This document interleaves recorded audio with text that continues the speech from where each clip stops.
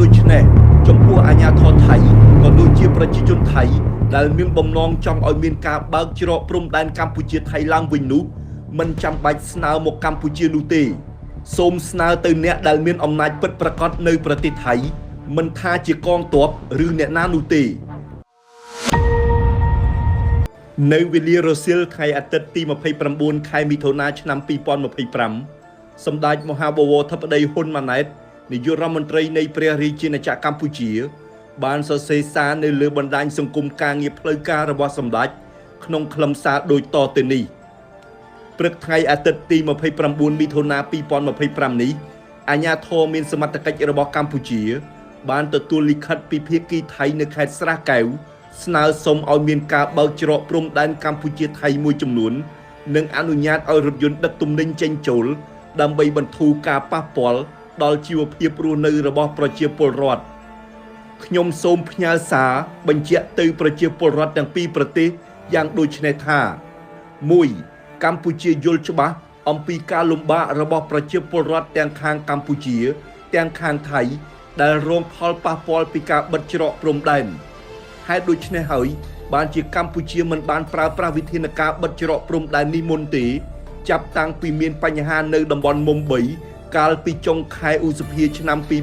2025ព្រោះយើងមិនមានបំណងបង្កបញ្ហាដែលនាំឲ្យប៉ះពាល់ដល់ការធ្វើដំណើរឬការធ្វើពាណិជ្ជកម្មរបស់ប្រជាជនថៃនិងខ្មែរតាមព្រំដែនទេ 2. កម្ពុជាមិនមែនជាអ្នកចាប់ផ្ដើមធ្វើការបិទបើកច្រកព្រំដែនជាឯកតោភាគីនោះទេកងទ័ពថៃបានចាប់ផ្ដើមធ្វើការបិទច្រកព្រំដែនកែសម្រួលម៉ោងបិទបើកនិងកំណត់លក្ខខណ្ឌកម្រិតការធ្វើដំណើរចេញចូលរបស់ប្រជាពលរដ្ឋជាឯកតោភាគីចាប់តាំងពីថ្ងៃទី7មិថុនា2025មិនតែប៉ុណ្ណោះកងទ័ពថៃបានបន្តធ្វើការកែប្រែម៉ោងបិទបើកជាឯកតោភាគីនៅតាមបណ្ដាច្រកព្រំដែនមួយចំនួនរហូតដល់ថ្ងៃទី24មិថុនាឆ្នាំ2025ដែលរាជរដ្ឋាភិបាលថៃបានប្រកាសបិទច្រកទាំងអស់ក្រោមហេតុផលនៃបញ្ហាអសន្តិសុខ 3. ភាពមិនច្បាស់លាស់និងការប្រែក្រឡាស់ភ្លាមមិនពិតប្រាកដនៃជំហរនយោបាយរបស់រាជរដ្ឋាភិបាលថៃរួមជាមួយភាពមិនស៊ីសង្វាក់គ្នារវាងគោលការណ៍ដែលថ្នាក់ដឹកនាំនយោបាយថៃបានដាក់ចេញនិងការអនុវត្តជាក់ស្ដែងនៅលើដីដោយកងទ័ពថៃបានបង្កជាឧបសគ្គសម្រាប់ការស្វែងរកដំណោះស្រាយណាមួយដែលមានភាពច្បាស់លាស់ពិតប្រាកដនិងយូរអង្វែង 4. ខ្ញុំបានបញ្ជាក់ជាច្រើនដងរួចមកហើយថាដំណោះស្រាយពាក់ព័ន្ធជាមួយនឹងការបិទព្រំដែននេះគឺងាយស្រួលដោះស្រាយទេបើសិនជាភាគីថៃដែលបានចាប់ផ្ដើមដាក់វិធានការបិទច្រកព្រំដែនជាឯកតោភាគីពីថ្ងៃទី7មិថុនាកន្លងទៅនេះបើកព្រំដែនដោយស្ថានភាពដើមជាឯកតោភាគីវិញនោះនឹងផ្ដល់ការធានាច្បាស់លាស់ថា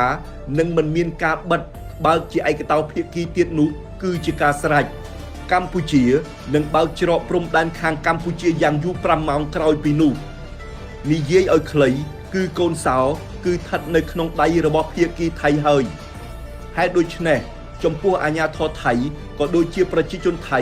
ដែលមានបំណងចង់ឲ្យមានការបើកច្រកព្រំដែនកម្ពុជាថៃឡើងវិញនោះ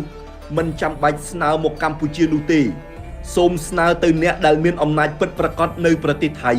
មិនថាជាកងទ័ពឬអ្នកណានោះទេឲ្យបើកច្រកព្រំដែនឲ្យមានស្ថានភាពប្រក្រតីឡើងវិញដូចមុនថ្ងៃទី7មិថុនាឆ្នាំ